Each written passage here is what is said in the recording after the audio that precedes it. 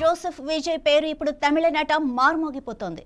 CM పీఠం కైవసం చేసుకోవటం విజయ్ జీవితంలో మర్చిపోలేని ఘటనగా నిలుస్తోంది. అయితే విజయ్కు ఈ సక్సెస్ అనూహ్యంగా ఏమీ రాలేదు.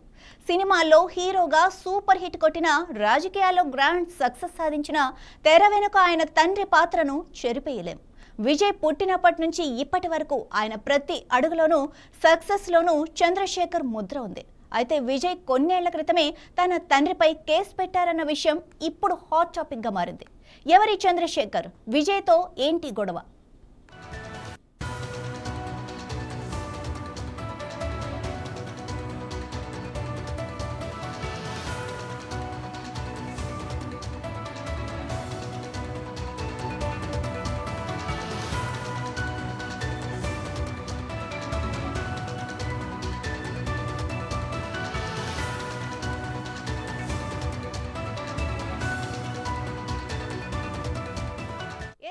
చంద్రశేఖర్ ప్రముఖ సినిమా దర్శకుడు. ఆయన దర్శకత్వం వహించిన కొన్ని సినిమాల్లో విజయ్ బాలనటుడిగా కూడా చేశారు.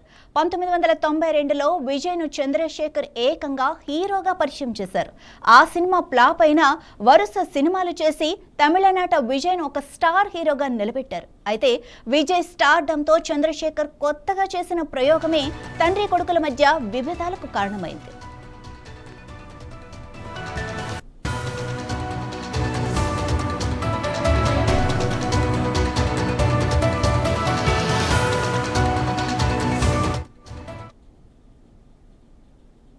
విజయ్ మక్కల్ ఇయక్కం పేరుతో చంద్రశేఖర్ 2021లో ఒక రాజకీయ పార్టీని రిజిస్టర్ చేయించారు. తన ప్రమేయం లేకుండా రాజకీయ పార్టీ పెట్టడం విజయ్కు ఆగ్రహం కలిగించింది. తన పేరు, ఫోటోలు, ఫ్యాన్ క్లబ్ పేరును ఎలాంటి రాజకీయ కార్యకలాపాలకు వాడకూడదని ఆదేశించాలంటూ విజయ్ ఏకంగా కోర్టుకెళ్లారు. తన తల్లిదండ్రులతో సహా 11 మందిపై కేసు వేశారు. చంద్రశేఖర్ పెట్టిన పార్టీతో తనకు ఎలాంటి సంబంధం లేదని పత్రికాముఖంగా ప్రకటించేశారు.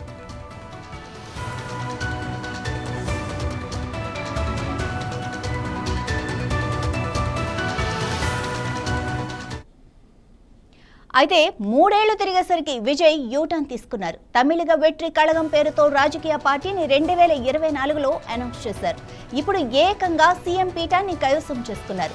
తన కళ ఇంతకాలానికి నెరవేరిందని చంద్రశేఖర్ ఈ సందర్భంగా భావోద్వేగానికి లోనయ్యారు. తాను తన జీవితంలో ఏం చేసినా కుమారుడి కోసమే చేశానన్నారు. ప్రతిదీ తమిళుల కోసమే చేయాలని కొడుకుకు సూచించారు. పుత్రోత్సాహం అంటే ఇదేనేమో.